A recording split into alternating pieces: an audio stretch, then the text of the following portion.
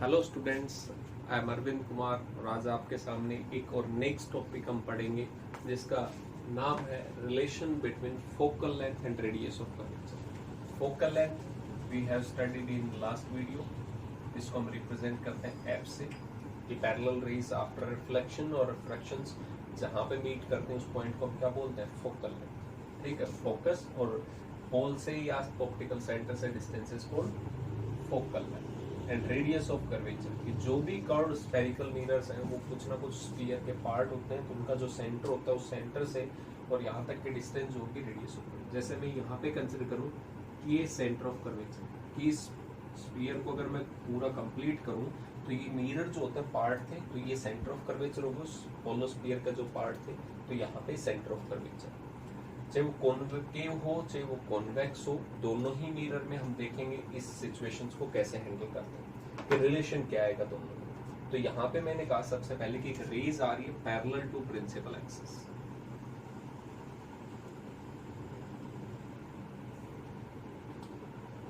Raise कैसी है? Parallel to principal axis. ठीक है, इस पॉइंट पे, तो इस पॉइंट को मैंने नाम दिया ए पॉइंट। अब हमें पता आफ्टर रिफ्लेक्शन सबसे पहले क्या चाहिए, हमें नॉर्मल पता करना है। तो नॉर्मल के लिए मैं क्या करता हूँ, यहाँ पे सेंटर ऑफ कर्वेचर को और जिस पॉइंट पे आपको नॉर्मल ड्रॉ करना उस पॉइंट को मिला दो। ये पॉइंट कैसा होगा, नॉर्मल होगा इस पॉइंट पे जहां पे भी कर्व होते हैं, उस पॉइंट पे जहां पे नॉर्मल ड्रॉ करना हो सेंटर ऑफ कर्वेचर से मिला दो, सेंटर पॉइंट से, वो अपने आप में क्या होता है, नॉर्मल। तो इसका मतलब यहाँ पे ये एंगल ऑफ इंसिडेंट। ठीक है, अब लॉज ऑफ रिफ्लेक्शन के अकॉर्डिंग जितना एंगल ऑफ इंसिडेंट होगा उतना ही क्या होना चाहिए, रिफ्लेक्शन होना चाहिए।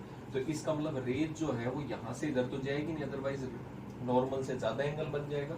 तो यहाँ पे रेज को मस्त है इधर ही आना पड़ेगा। तो यहाँ पे एक पॉइंट है जिसको हम क्या बोलते हैं, फोकस।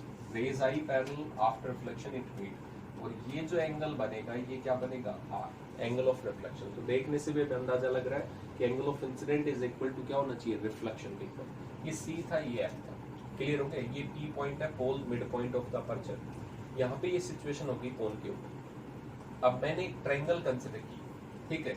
यहाँ पे अगर ये एंगल ऑफ इंसिडेंट है तो जेड की शेप में बन रहा है, तो ये एंगल भी कितना होगा, आई होगा। क्लियर हो गया? ये जेड की शेप में दोनों रेज पैरेलल है, ग्रीन लाइन इसको कट कर रही है, इसका मतलब ये दोनों अल्टरनेट एंगल्स हैं, दोनों क्या होंगे, इक्वल। तो यहाँ पे मैंने ट्रायंगल कंसिडर की, in triangle A C F, A C F, इस पॉइंट में, इस सी में और इस एफ के बीच में एक ट्रायंगल है जिसमें अभी ये पता है angle I is equal to angle R. क्यों है ये? According to laws of reflection.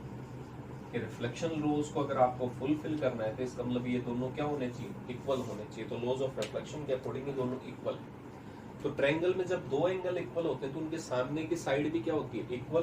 तो यहाँ पे एंगल आई के सामने देखें तो कितने डिस्टेंस है, एफ ए, एफ पॉइंट से और ए पॉइंट तक की डिस्टेंस ये, और आर के सामने कितनी है, एफ से सी तक की डिस्टेंस, इसका मतलब एफ सी। ये दोनों क्या होंगे, इक्वल होंगे। क्लियर हो गया? ये इक्वेशन हमने फर्स्ट मान ली। क्लियर हो गया?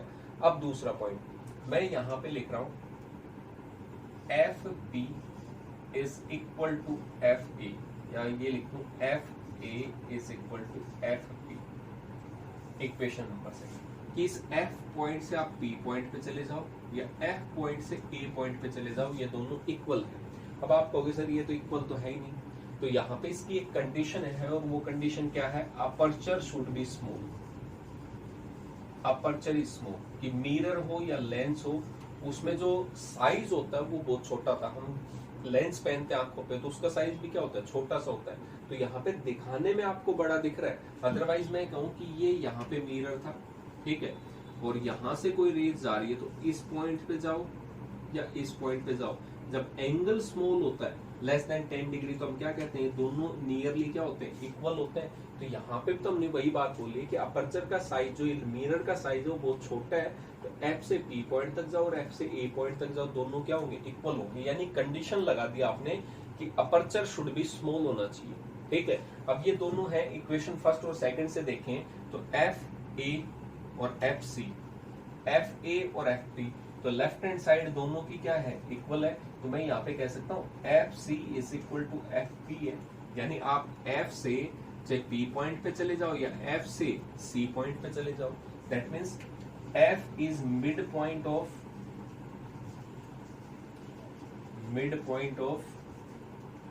पीसी, यानी पी से सी तक जाओगे तो एफ जो होगा वो मिड होगा। जैसे मैं एक डिस्टेंस से इसी डिस्टेंस पे जा रहा हूँ पॉइंट पे, तो जो कोई पॉइंट है वो मिड पे है, यानी इक्वल डिस्टेंस होगी दोनों से।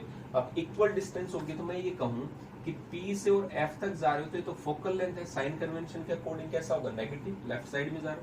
पोल से और इस डायरेक्शन में जा रहे थे क्या होगा, माइनस में आर होगा, क्योंकि सेंटर तक पहुंच रहे हो तो इसका मतलब क्या होगा, रेडियस होगा। बट एफ जो है वो क्या है, मिड पॉइंट है, तो यहाँ पे हम क्या कह सकते हैं, simple P F is equal to half of PC कह सकते हैं। जब एफ पॉइंट है, ये मिड पे है, तो ये जो डिस्टेंस होगी ये इस टोटल डिस्टेंस की कितनी होगी, हाफ होगी, या रिवर्स भी कह सकते हैं, पीसी की जो वैल्यू होगी वो डबल होगी पीएफ से, यानी इसको कर दें तो पीएफ जो है पी से एफ तक वो माइनस में फोकल लेंथ है, और यहाँ पे रेडियस ऑफ कर्वेचर हाफ था, नेगेटिव से नेगेटिव कैंसिल आउट, तो आर इज इक्वल टू कितना हो जाएगा, 2f। तो रेडियस ऑफ कर्वेचर जो होता है यहाँ से यहाँ तक की डिस्टेंस वो इस फोकल लेंथ का डबल होता है। बस यही हमें प्रूव करना था, यही रिलेशन थी। वो r इज इक्वल टू कितना होगा, 2f, चाहे वो कॉनकेव हो या कॉन्वेक्स हो। तो यहाँ पे कॉन्वेक्स में भी देखोगे तो यहाँ पे हम पैरेलल ड्रॉ करेंगे, सेंटर ऑफ कर्वेचर इसका राइट साइड में होगा, तो इसका मतलब यहाँ से हमने नॉर्मल ड्रॉ किया, ये रेज जो होगी वो इधर जाएगी, तो यहाँ से एंगल ऑफ इंसिडेंट, ये एंगल ऑफ रिफ्लेक्शन, तो ये रेज जो होगी वो मिलेगी तो है नहीं, तो यहाँ पे कहीं पे पॉइंट पे आएगी, तो वो केस, ये एंगल ऑफ इंसिडेंट था, ये r था, तो ये भी कितना होगा, r होगा। यहाँ पे ये पैरेलल रेज थे, तो यहाँ पे एंगल ऑफ इंसिडेंट भी कितना होगा, ये i होगा, ठीक है, एंगल ऑफ इंसिडेंट, सॉरी यहाँ पे ये r था, रिफ्लेक्टेड रे थी, यहाँ से रिफ्लेक्ट होने के और नॉर्मल के बीच में एंगल ऑफ इंसिडेंट कितना हो गया, r हो गया।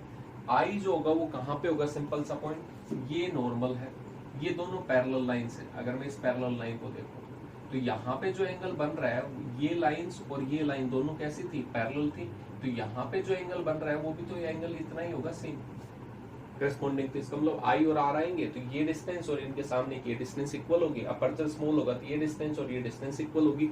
सेम मेथड से यहाँ पे भी कितना आएगा, फोकल लेंथ भी पॉजिटिव है, रेडियस ऑफ कर्वेचर भी पॉजिटिव है, तो वहां पे पॉजिटिव पॉजिटिव आएगा, तो दोनों वैसे ही पॉजिटिव होंगे, तो r इज इक्वल टू कितना आएगा, 2f आएगा, यानी जो रेडियस ऑफ कर्वेचर होगी वो फोकल लेंथ का यहाँ पे भी कितना होगा, डबल होगा। तो चाहे कॉन्वेक्स हो या कॉनकेव हो, सभी में radius of curvature is always equal to twice of its focal length, और focal length is equal to half of the radius of curvature, वो हमेशा फिक्स्ड होता है। तो ये रिलेशन था focal length and radius of curvature के बीच में। Thank you, have a nice day.